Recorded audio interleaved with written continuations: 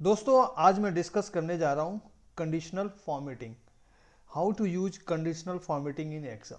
देखिए दोस्तों, अगर आप एक्सेल में काम करते हैं तो किसी चीज़ को अगर विजुलाइज करना है या किसी चीज़ को बहुत ही अच्छे वे में दिखाना है, उस केस में कंडीशनल फॉर्मेटिंग की रिक्वायरमेंट होती है।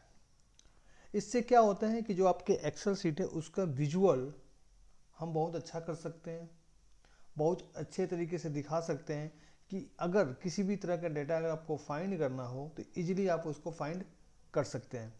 तो बेसिकली जो कंडीशनल फॉर्मेटिंग होता क्या है कि conditional formatting in Excel helps format a range of cell based on the fulfilment of one or more condition. Means हम क्या कर सकते हैं, एक्सेल में किसी सेल रेंज की या सेल को फॉर्मेट कर सकते हैं on the basis of some condition.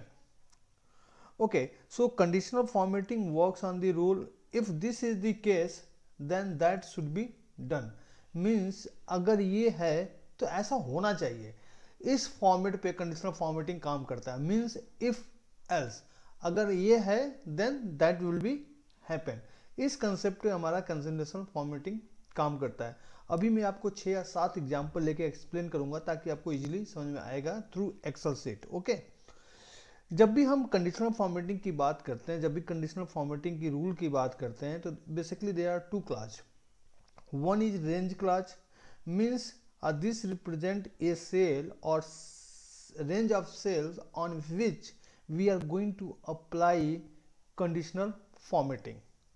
So there are two things. One is range, means this represent a cell or range of cell on which conditional formatting need to be applied or we are going to be apply. Second is condition class, means this represent a condition that needs to be satisfied by the condition formatting rule. Means there are two things. One is condition and second is range, means on which condition what we are going to do on a particular cell or a cell of range. That is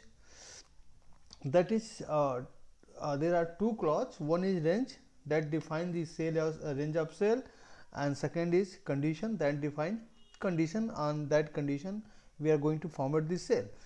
अब मैं आपको example दिखाता हूं तो आपको easily समझ में आएगा कि होता क्या है कंडीशनल फॉर्मेटिंग। आप देख सकते हैं कि आपके सामने एक सीट मैंने ओपन कर रखी है, एक्सेल सीट है। हमें क्या करना है, मैं चाहता हूं कि जब भी इस सेल में या इस रेंज ऑफ सेल में कोई डेटा एंटर हो,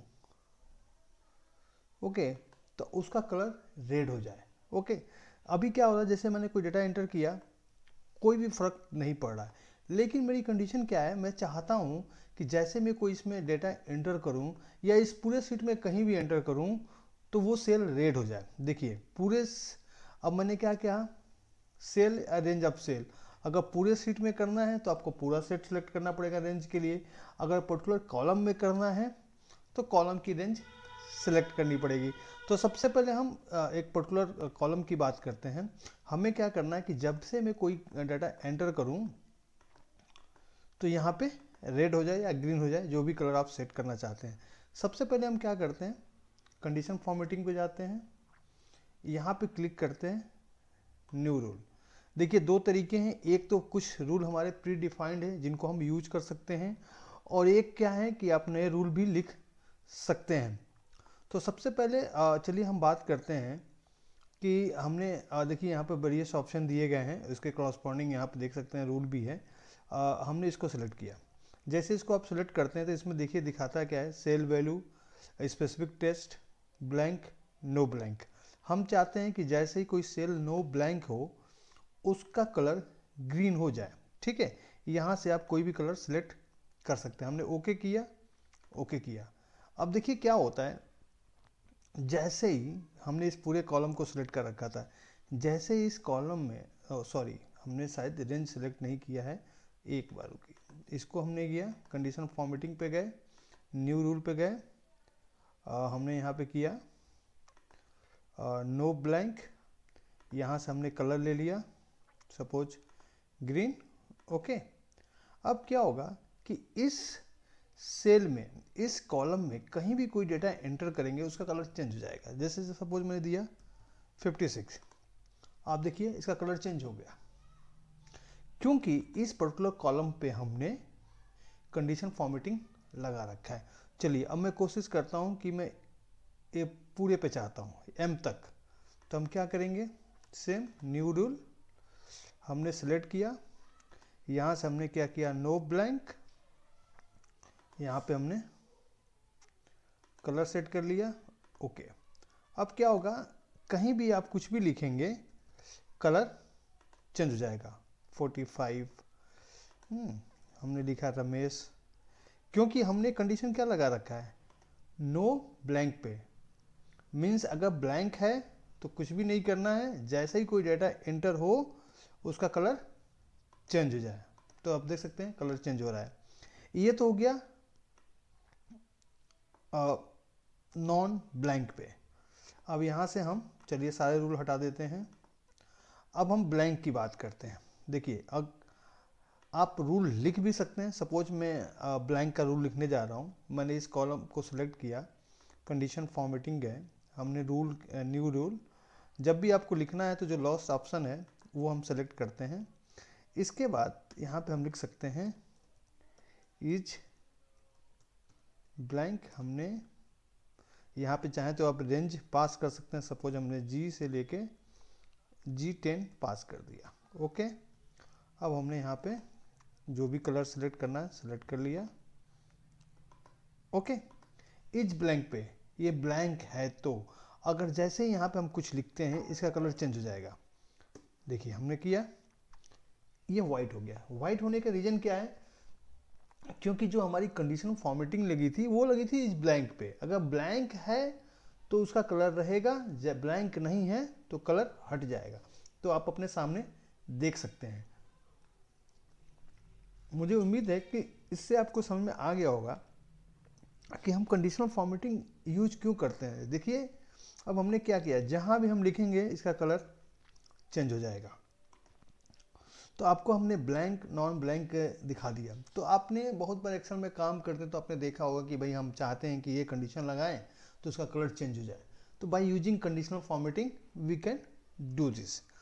ये तो एक हो गया। चलिए कुछ और रूल देख लेते हैं कंडीशन फॉर्मेटिंग की। जैसे इस पर हम क्लिक करते हैं तो आप देख सकते हैं यहाँ पर लिखा है highlight cell rule, greater than, less than, between, equal to, text that contain, ये सारे रूल्स हैं। अगर मैं ग्रेटर देन की बात करता हूँ तो हम चलिए किसी दिन किसी इसको हमने सेलेक्ट कर लिया या इधर सेलेक्ट कर लिया, 1 2 3 4 5 कॉलम सेलेक्ट कर लिया, इसमें हम कंडीशन लगाते हैं ग्रेटर देन। अगर ग्रेटर देन 15 कोई वैल्यू है तो इसके जो फॉर्मेट होगा हम यहाँ ले लेते हैं येलो कलर, ओके ओके। अब क्या होगा कि जैसे ही कोई वैल्यू लिखेंगे अगर उसकी वैल्यू 15 से ज़्यादा है तो कलर चेंज हो जाएगा। जैसे सपोज यहाँ पर लिखा हमने 70, तो आप देख सकते हैं यहाँ पर 12 पर नहीं हुआ क्योंकि जो हमारी कंडीशन थी वो ग्रेटर देन 15 थी। तो यहाँ पर 12 हो गया, नहीं हुआ, 17 हुआ, चेंज हो गया, 23 लिखेंगे, हो जाएगा। जितना भी रेंज आपने सेलेक्ट किया होगा उसके अंदर होगा ये। तो आप देख सकते हैं ये हो गया एक रूल। अगर हम दूसरे रूल की बात करते हैं, चलिए हमने इसको सिलेक्ट किया, दूसरे रूल की बात करते हैं लेस देन। हमने यहाँ पर कंडीशन लगा दिया 34 और हमने लगा दिया ओके। मीन्स अगर 34 सॉरी एक यहाँ पे ऑलरेडी कंडीशन लगा हुआ था तो पहले हम सारे कंडीशन को हटा देते हैं, ओके। सारे कंडीशन हट चुके हैं। तो जैसे हमने ग्रेटर देन चेक किया है वैसे हम लेस देन भी चेक कर सकते हैं। सपोज हमने इसको क्लिक किया, हमने किया लेस देन हमने किया 45, ओके। तो एक्चुअली ब्लैंक है तो इसको ये 0 कंसिडर करता है, तो सारी चीज़ें 45 से कम है इसलिए। जैसे ही हमने 56 दिया आप देखेंगे इसका कलर चेंज हो गया क्योंकि ये डेटा 45 से कम नहीं है। लेकिन वहीं अगर हमने 33 दिया, 34 दिया तो कोई भी फ़र्क नहीं पड़ेगा, लेकिन जैसे ही उससे हम ज़्यादा देंगे चेंज हो जाएगा। तो ये एक तरीका है। दूसरा रूल हमने आपको चेक करा दिया। अब हम इक्वल टू चेक कर लेते हैं। तो दोस्तों इस तरह से क्या है कि कोई भी रूल आप डिफाइन कर सकते हैं, जैसा अपनी सीट का कलर चेंज करना चाहें वैसा आप कर सकते हैं। सपोज इसको हमने लिया, हम अब तीसरा रूल चेक कर लेते हैं। इक्वल टू, अगर इक्वल टू 45 है तो ये चेंज होगा, अदरवाइज चेंज नहीं होगा। देखिए 56 किया कोई फ़र्क नहीं पड़ने वाला, 45 किया फ़र्क पड़ेगा, क्योंकि हमारी कंडीशन वही है। ओके, तो ये हो गया हमारा इक्वल टू। हमने अब देख लिया, हमने ब्लैंक देख लिया, इस ब्लैंक नॉट ब्लैंक देख लिया, इक्वल टू देख लिया, ग्रेटर देन देख लिया, लेस देन देख लिया। चलिए अब बिटवीन की भी बात कर लेते हैं कि सपोज सारे रूल हमने क्लियर कर दिया। ये हम कंडीशन फॉर्मेटिंग पूरा हमने ये रेंज सेलेक्ट कर लिया। अब रेंज सेलेक्ट करने के बजाय आप लिखना चाहें तो भी लिख सकते हैं, फॉर्मूले में भी लिख सकते हैं। हमने यहाँ पे बिटवीन किया, हमने लिख दिया 45 से अगर 100 के बिटवीन है तो इसका कलर आप लाइट रेड फिल कर देते हैं। ओके, अब हमने यहाँ 55 किया, हो गया। 101 किया, नहीं होगा क्योंकि रेंज हमने 45 से लेके 100 तक डिफाइन कर रखा है। तो इस तरह से आप अपने एक्सेल में जब भी काम करते हैं तो आप कंडीशनल फॉर्मेटिंग के रूल लगा सकते हैं, जिससे क्या होगा कि आपके एक तो आपको मज़ा भी आएगा और आपका जो विजुअल होगा वो बहुत ही अच्छा हो जाएगा। तो दोस्तों मैंने आपके सामने 6 या 7 एग्जाम्पल ऑलरेडी डिस्कस कर चुका हूँ, और इसमें आप देख सकते हैं बहुत सारे रूल हैं। और जैसा कि मैंने आपको बताया कि यहाँ भी आप देख सकते हैं कंडीशन लगाना तो specific date occurring blanks. Okay, यहाँ पे आप दूसरे नियम देख सकते हैं कि क्या आपको टाइप 3 डेटा चाहिए या टाइप 5 चाहिए। ओके, यहाँ पे आप देख सकते हैं कि अबव डेटा चाहिए या बिलो चाहिए, जो भी चाहिए। मतलब इस तरह से वेरियस फार्मूला है, आपको यूनिक चाहिए कि डुप्लीकेट डेटा चाहिए, इसको भी यूज़ कर सकते हैं। यहाँ पे आप अपने फार्मूले लिख सकते हैं। तो दोस्तों उम्मीद करता हूँ कि ये कंडीशनल फॉर्मेटिंग आपको समझ में आया होगा। अगर आपके पास कोई भी क्यूरी है डेफिनेटली आप बाई कमेंट से इस वीडियो पे कमेंट कीजिए, definitely I will reply you. So thank you for watching this, thank you.